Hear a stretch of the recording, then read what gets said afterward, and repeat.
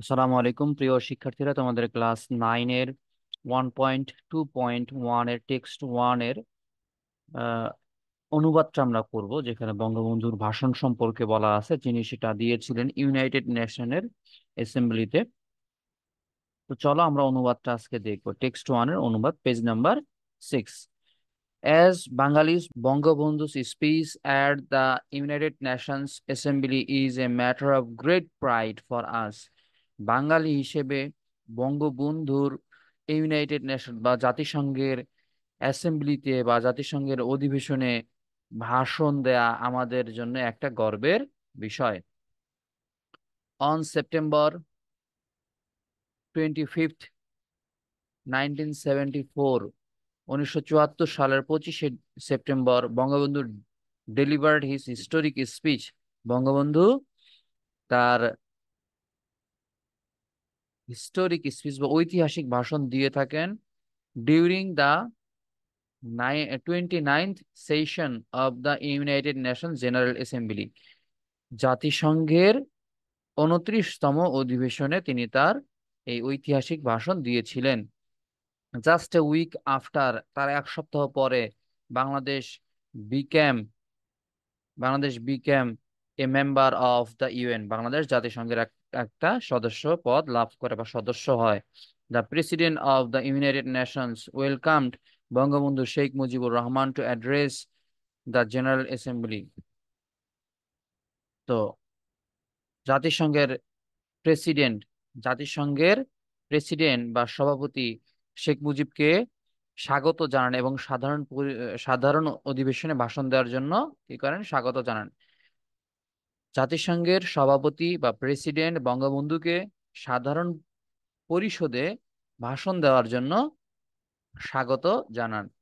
He started his speech by saying, তিনি তার ভাষণ শুরু করেন এই বলে যে, today's as I stand before this assembly, আজকে আমি আপনাদের সামনে এই অ্যাসেম্বলিতে বা অধিবেশনে দাঁড়িয়েছি।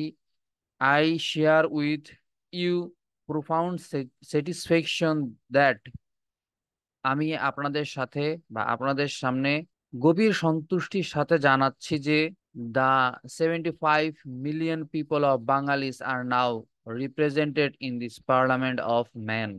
আজকে আমি গভীর সন্তুষ্টির সাথে আপনাদের জানাচ্ছি যে বাংলাদেশের 7.5 কোটি মানুষ আজ আপনাদের সামনে বা এই পার্লামেন্ট অফ ম্যান বা এই মানব সংসদে বাংলাদেশের 7.5 কোটি মানুষ আজকে প্রতিনিধিত্ব করছে।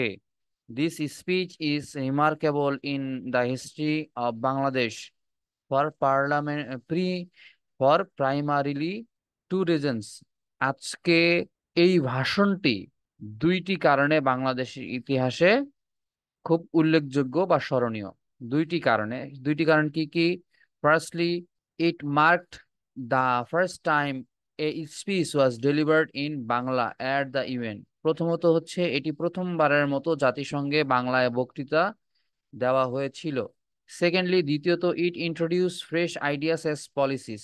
এটা নতুন আইডিয়া এবং নীতি, নতুন ধারণা এবং নীতি কি করে থাকে, পরিচিত করে থাকে, ইন্ট্রোডিউস করে থাকে। Aimed at building A brave new world, একটা নতুন সাহসী বিশ্ব গঠনের জন্য। ফ্রি অফ ইকোনমিক ইনইকুয়ালিটিস, অর্থনৈতিক বৈষম্য দূরীকরণের জন্য। সোশ্যাল ইনজাস্টিস, সামাজিক অবিচার সামাজিক অবিচার দূরকরণের জন্য। Military aggression and threats of nuclear war, পারমাণবিক সামরিক আগ্রাসন এবং পারমাণবিক যুদ্ধের হুমকি থেকে মুক্ত একটি সাহসী নতুন বিশ্ব গড়ার লক্ষ্যে নতুন ধারণা ও নীতি প্রবর্তন করেছে। তো এই ছিল তোমাদের আমাদের টেক্সট ওয়ানের ইংলিশ টু বাংলা অনুবাদ। ঠিক আছে।